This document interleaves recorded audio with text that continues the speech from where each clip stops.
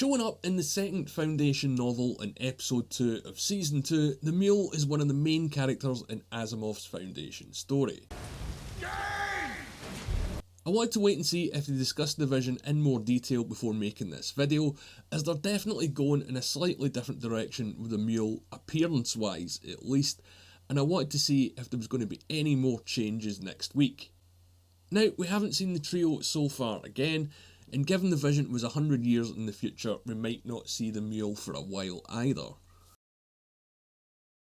I could reach inside your mind. What's that I see?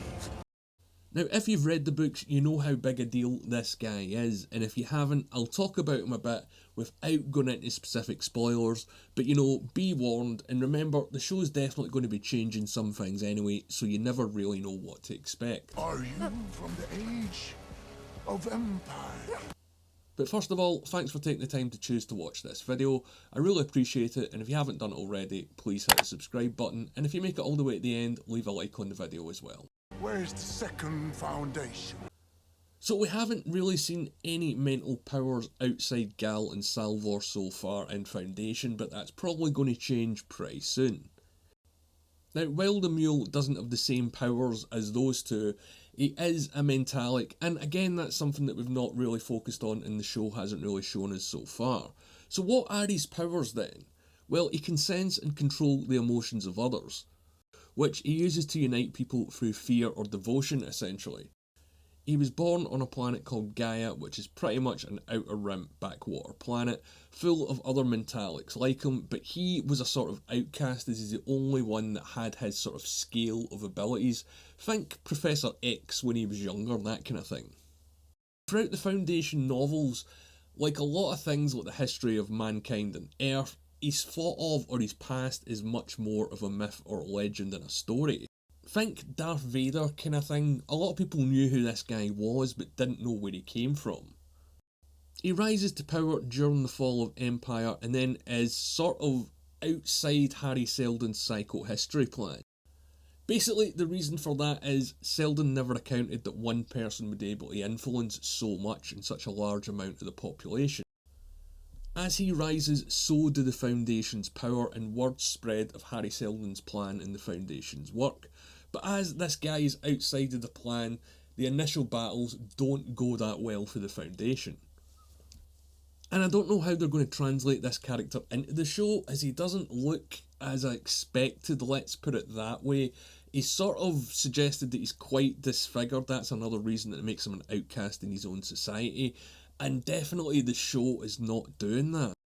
It is kind of weird that they're introducing the Mule this early, because there are other bigger things to come with the whole Hobor Mallow situation that's so big that the Mule even mentions it. And I wonder if we're going to see him again in other visions, and if they do, you know, use the visions to change the future, is the future going to change? Is it going to stay the same? How's that going to affect psychohistory? There's definitely a lot of possibilities here and a lot of certainties that I think they're going to divert from the book and probably annoy quite a lot of the fans, at least fans of the book, because yeah, I think this show is going down definitely mixed with hardcore book fans, but for those that haven't read the books, they really seem to be enjoying it. But I get why the hardcore, you know, Asimov fans aren't happy with the changes in the timeline and certain changes with the characters and stuff like that. Personally, I don't mind it as long as they don't repeatedly use the visions as a guide for psychohistory. That would really piss me off, and it'd be kind of lazy storytelling, which I don't think this show is going to do. I do wonder, when they're bringing the Mule in this early, although there's over 100 years to go, how many seasons does this show have planned?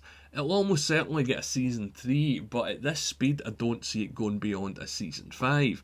And I don't know how much access they have to the whole Asimov story, as I know there's issues with the rights, you know, they're not allowed to use the whole robotic history, or at least mention some of it.